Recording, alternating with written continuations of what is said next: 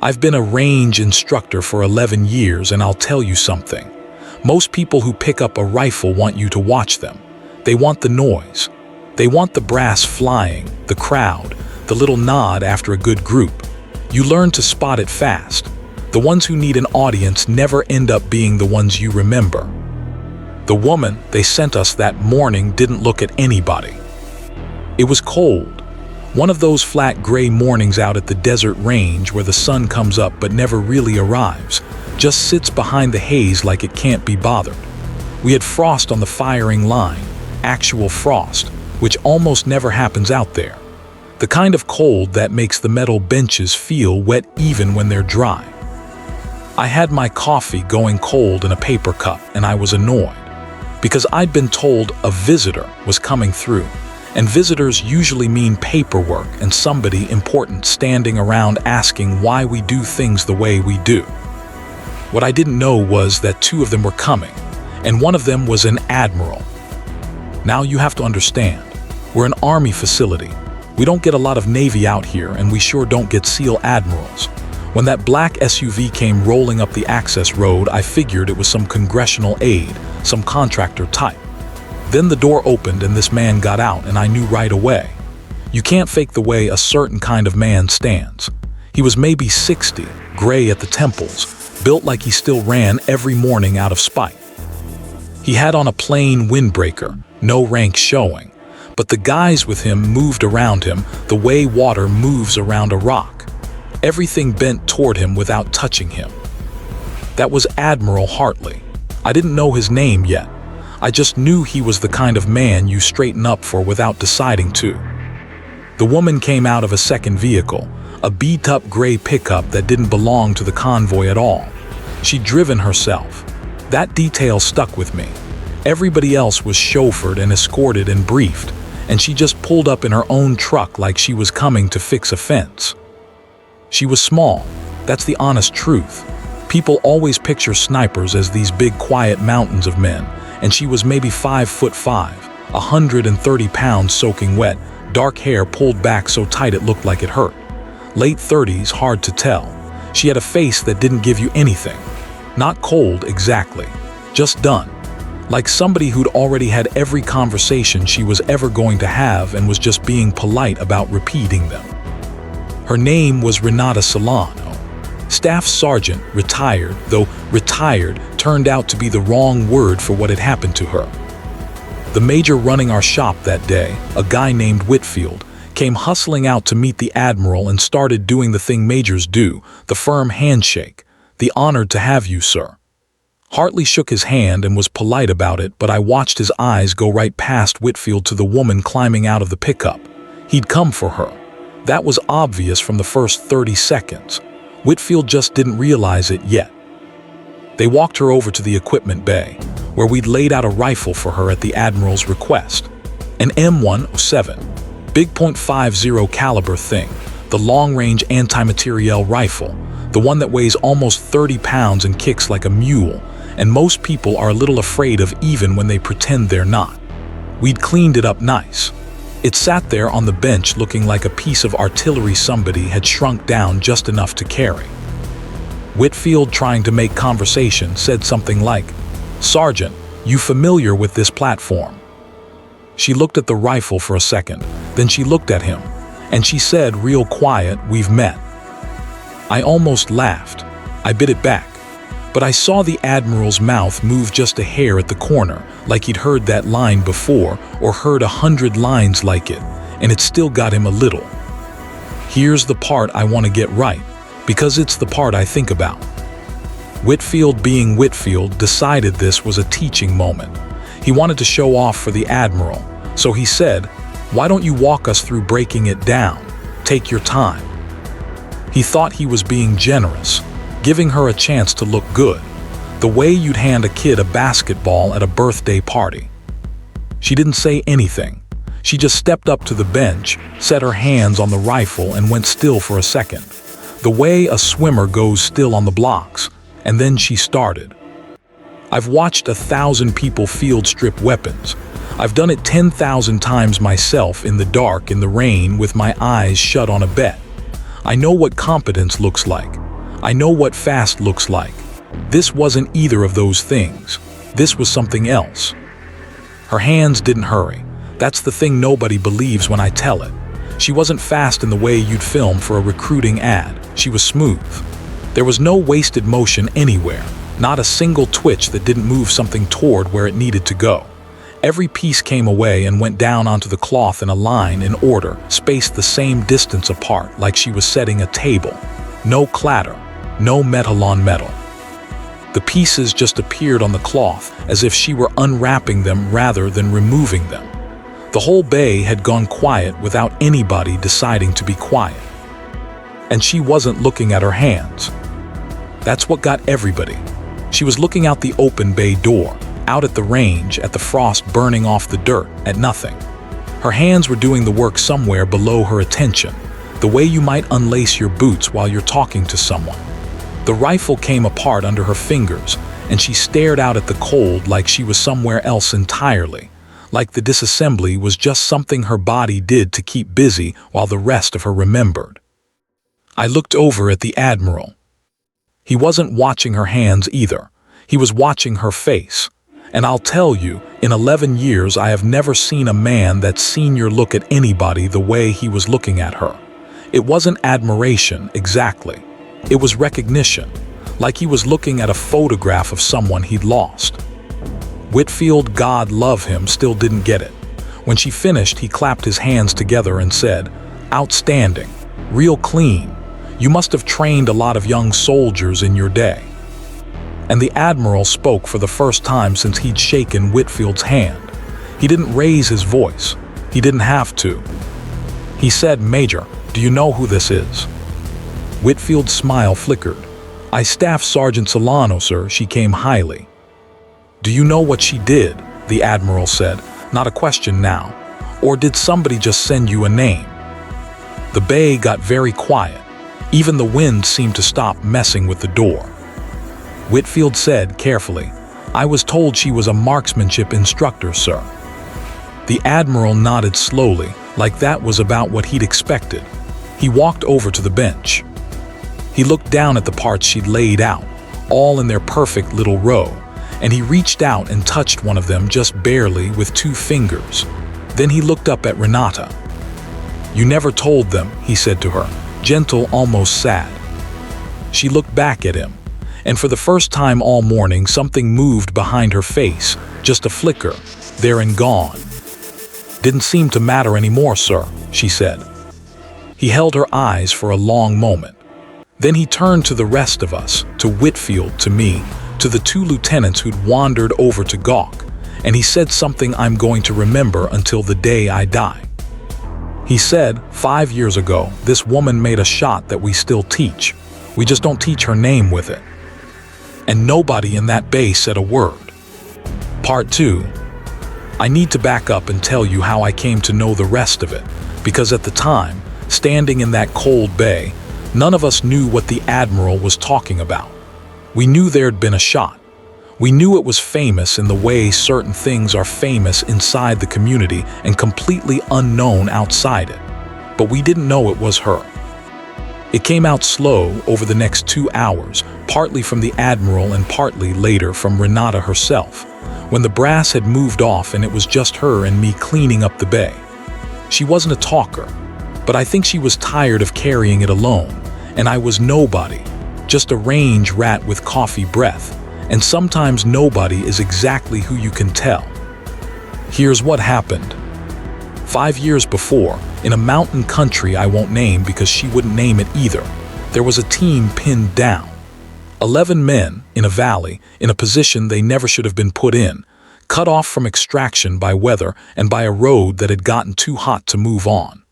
They had a casualty who was bleeding out. They had radios that worked just well enough to tell everyone how bad it was, and not well enough to do anything about it. And there was a man up on a ridge with a heavy machine gun who was killing them slowly. He had the high ground. He had range. He had patience. Every time one of those 11 men moved to help their bleeding friend, he'd put a burst down into the rocks and remind them to stay small. He wasn't in a hurry. He had all day. They didn't. Renata was on an overwatch position almost 2 miles away. 2 miles. She wasn't supposed to be the answer to this. She was supposed to be watching a different approach entirely. But the radio traffic came across, and she heard it, and she did the math on her own position and the ridge and the wind funneling down through that valley, and she came to a number that, in her words, no reasonable person would take seriously. 2,800 meters. I'm going to say that again so it lands. 2,800 meters. That's 1.75 miles. From the muzzle to the man, the bullet she was about to fire would be in the air for almost 5 full seconds. 5 seconds. In 5 seconds the earth turns, the wind shifts 3 times. The round drops the length of a city block and drifts who knows how far sideways, and gravity and air and the spin of the planet all get a vote in where it lands. A shot like that isn't aiming. It's prophecy. You're not shooting at where the man is. You're shooting at where the entire physical universe will agree to put your bullet 5 seconds from now if you've read every one of its moods correctly. Nobody hits that. I want to be clear about how impossible the thing she did is. There are maybe a handful of confirmed shots in all of recorded military history past 2,800 meters, and every single one of them is argued over by people who do this for a living. It's the edge of what's physically possible with the rifle she was holding. It's the edge of luck. Most of the men who hold the records say themselves that the planet helped, that you can't will it, that you can only put the round in the air and pray to the math. She didn't have time to pray. She told me she only got one. That's the part that haunts me. With a shot like that, you want to spot your first round, see where it actually landed, adjust, send another. That's how it's done. But she didn't have a second round to spare, and she didn't have the time, because the man on the ridge was working the gun again, and her friends were dying in real time on the radio in her ear. So she had to get it right the first time, blind on the math alone. I asked her how she did it. Dumb question, she just looked at me. You stop thinking, she said. You've done the thinking for 15 years already. You just stop and you let your hands believe the number. You let your hands believe the number. I've thought about that sentence more than I've thought about almost anything in my life. She fired and then she waited. And this is the detail that breaks me every time. She said the worst part wasn't the shot. It was the 5 seconds after. 5 seconds is forever when you've sent your one round into the sky and there's nothing left to do but watch it not be enough. She said she counted. 1, 2, 3, 4. And on the radio, the man calling for help, and the gun on the ridge starting up again. And then on 5, the gun stopped. It just stopped. No drama. No confirmation, not for a long while. Just a sudden silence 2 miles away. A man who had been a metronome of death simply not being there anymore. She didn't cheer. She told me she didn't feel anything at all, which she said was worse than feeling something. She just keyed her radio and said the gun was down and to move the casualty now, while the window was open. They got him out. The bleeding man lived. All 11 came home. And here's where the story turns into the kind of story that made an admiral drive out to a frostbitten range to watch her take apart a rifle. The shot got written up. Of course it did. A thing like that doesn't stay quiet inside the community. But there was a problem. There was a politics to it, a jurisdiction to it, a question of which command and which country and which classified program got to own a miracle. And somewhere in the machinery of all of that, it got decided, not by anybody you could point to, just decided, the way water decides where to go downhill, that the official record would carry the shot but not the shooter. The achievement, not the woman.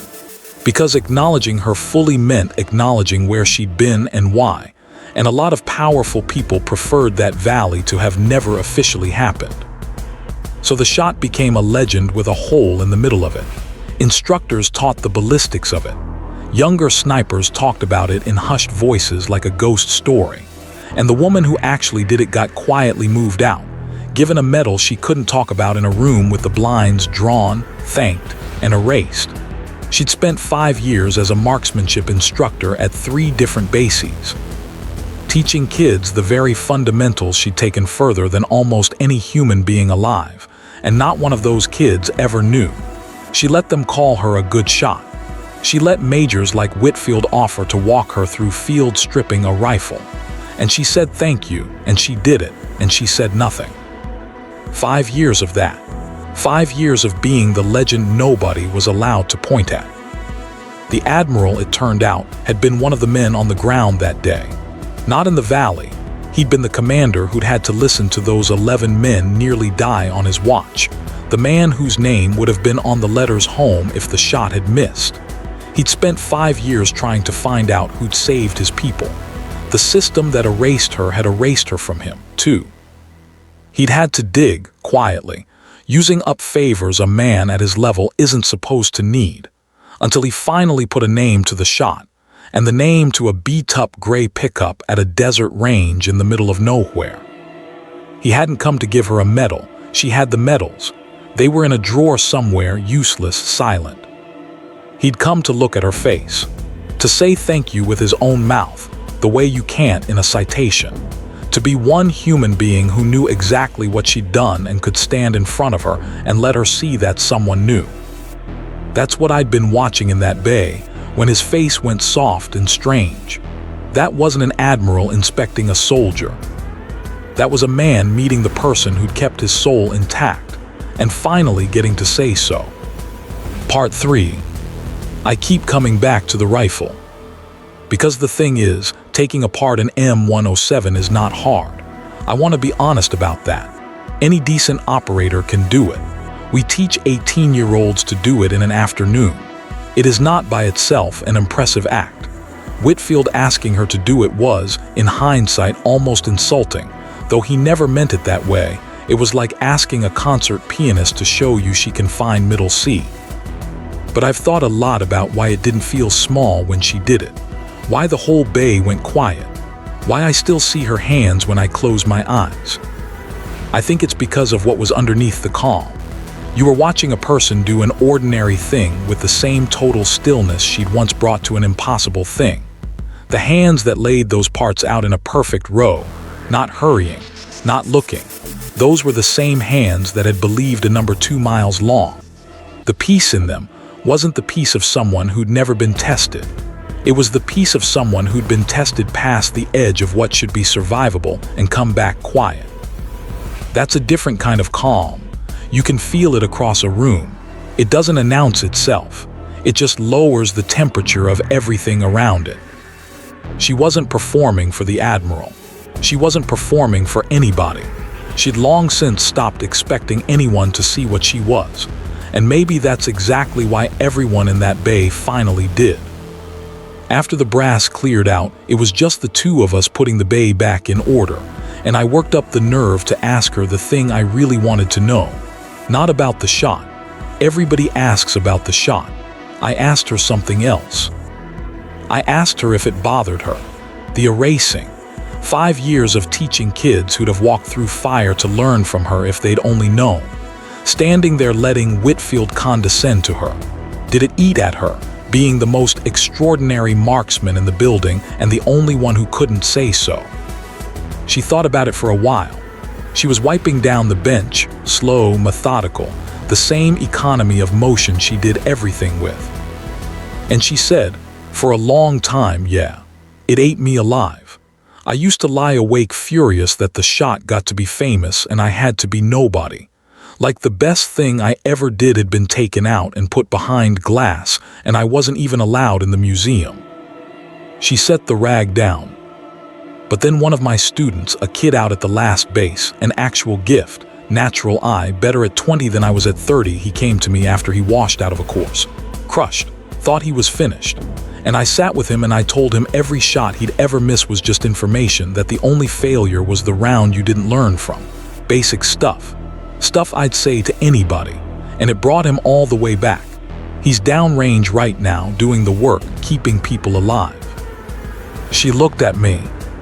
He'll never know what I did in that valley, but he carries it anyway. Everything I learned getting to that shot, I poured into him without him ever knowing where it came from.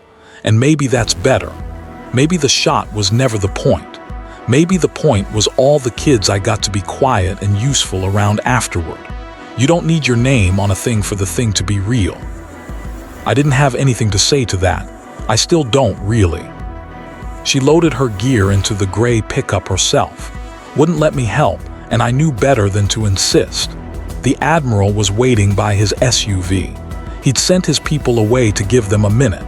I was close enough to hear, and I'm not ashamed that I stayed close enough to hear. He didn't salute her. That surprised me. An Admiral, and he didn't salute. He just put out his hand, and when she took it, he held on, both hands around hers, the way you hold something you almost lost. I listened to my men dying for 40 minutes, he said. I've replayed it every night for 5 years. And every night, right at the worst part, the gun stops. Because of you. You're in the worst memory of my life, Sergeant, and you're the only good thing in it. She didn't say anything. I don't think she could. I couldn't get them to put your name on the record, he said. I tried. I'm still trying, but I wanted you to know that I know. One person who knows the whole thing. I thought maybe that should exist somewhere in the world. A person who knows. And Renata Solano, who'd kept her face flat through a freezing morning, through Whitfield's condescension, through having her ghost dragged into the light, she finally broke. Just a little. Just her eyes. She nodded fast the way you do when you don't trust your voice, and she got in the truck quick so he wouldn't see the rest of it. He stepped back, and as she started the engine, he did the thing he hadn't done before. He came to attention, this 60-year-old SEAL Admiral standing alone on a frozen access road, and he saluted her truck as it pulled away. Held it until the dust had settled and the gray pickup was a speck on the desert road and then gone. I asked him after because I'm not a smart man and I didn't know not to. I asked him why the salute then, when she could barely see it instead of before, when it would have meant something to everyone watching. He looked at me like he was deciding whether I deserved an answer. Then he gave me one. A salute in front of people is for the people, he said. I didn't do it for the people. There weren't supposed to be any people. That's the whole problem with what we did to her. He got in his SUV, and they drove off the other way, and I never saw either of them again. I still teach out there.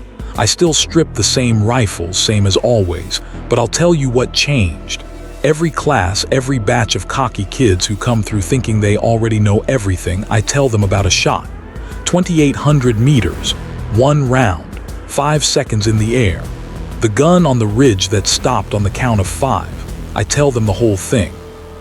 And every single time somebody asks me, who took it? And I look at them, and I think about a small woman in a beat-up truck who decided the work mattered more than her name. I think about a row of rifle parts laid out perfect on a cloth by hands that weren't even looking. I think about an old Admiral saluting a dust cloud. And I tell them the truth, the only truth I've got. I say, somebody who'll never tell you it was her, which is exactly how you'll know it was.